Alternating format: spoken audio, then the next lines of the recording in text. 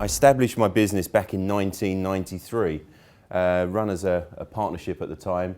And in 2000, my partner and I were a little bit sort of shaky, so I took over as a sole practitioner in 2000. Grew my practice to about 400 clients, was doing very well, getting a lot of new business, particularly in the last couple of years, and then decided that the advice I was giving to my clients about overtrading, I ought to take on myself. So on the 1st of March last year, I merged with Jacobs Allen, and we became a two-partner firm.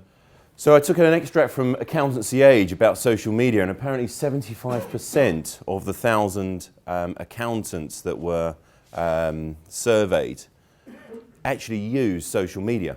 However, 78% of those were classed as listeners, i.e. they sit there, they don't engage at all. So a lot of people listen, but they just don't engage. And the whole idea about social media is that it's social, and you do engage. As accountants, we live in a very, very structured world. You know, everything is, our accounts are done into a certain standard, our tax is done in a certain way, and everything is very, very structured.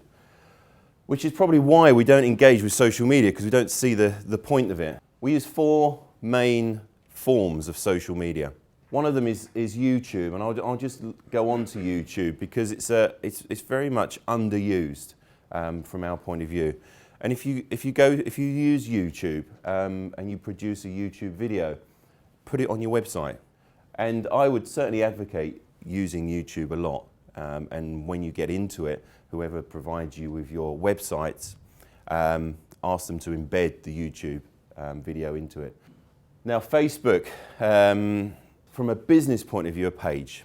Always set up your business on a Facebook page and you link your profile to a page. But all I will say to you on Facebook and Facebook pages is be as graphical as possible.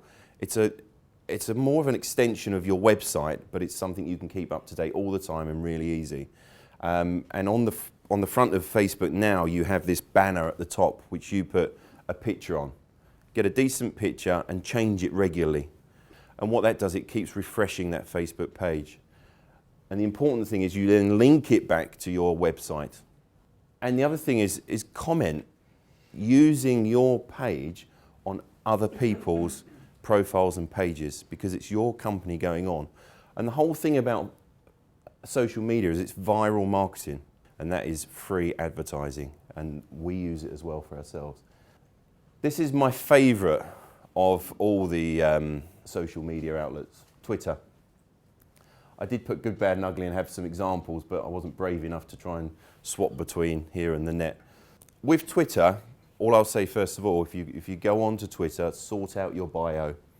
That is without doubt one of the biggest areas to sort out.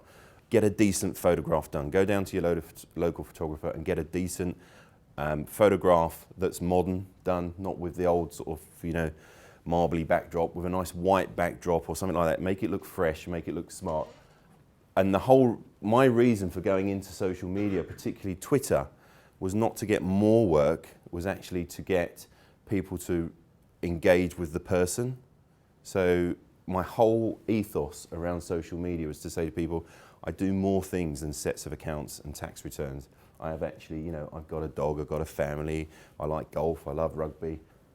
Twitter only has 140 characters, so you can only say what you want to say in 140 characters. That includes the spaces.